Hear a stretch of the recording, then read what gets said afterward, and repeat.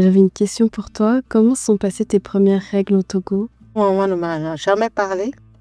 J'étais dans un foyer avec de plus grandes jusqu'en troisième. Du coup, je les entendais parler. Il y a personne d'autre dans ta famille à qui tu as pu en parler ou comme ça? Dans ma famille, c'était tabou, toutes ces histoires, même parler de l'enfantement, tout, rien, Et plus tard, est-ce que tu en as parlé avec grand-maman quand même? même pas.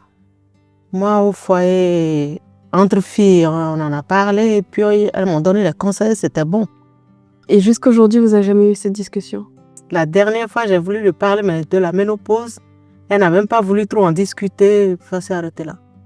Oui, avec ce que moi j'ai vécu, je n'ai pas voulu reproduire ça sur mes enfants. Et tu vas constater que je suis ouverte avec tout, sur tous les plans. Oui, je sais.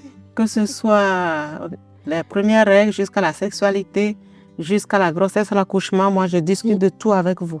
Du coup, vous n'avez jamais eu de conversation non plus sur comment se protéger, les relations sexuelles, rien? Non. Comment tu as vécu tes premières relations du coup? Comment tu as su te protéger? Où est-ce que tu as pu trouver des ressources? Non, qu'à l'école. À la maison, c'était tabou, on ne pouvait pas en parler.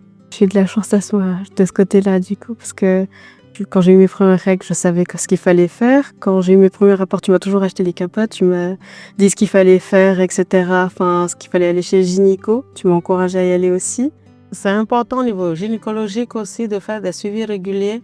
Il faut y aller, il faut se faire tester, surtout quand on est sexuellement actif. Il faut vraiment se faire tester régulièrement, même si on a un seul partenaire. Quand on vient d'une culture où c'est plus strict et plus pudique et qu'on est ici, si on n'a pas ce rapport avec sa maman où on part, où il n'y a pas cette liberté, tout ce côté strict à la maison, dehors, il n'existe plus. Il faut parler à la maison parce qu'il y en a qui se mettent en danger pour rien du tout.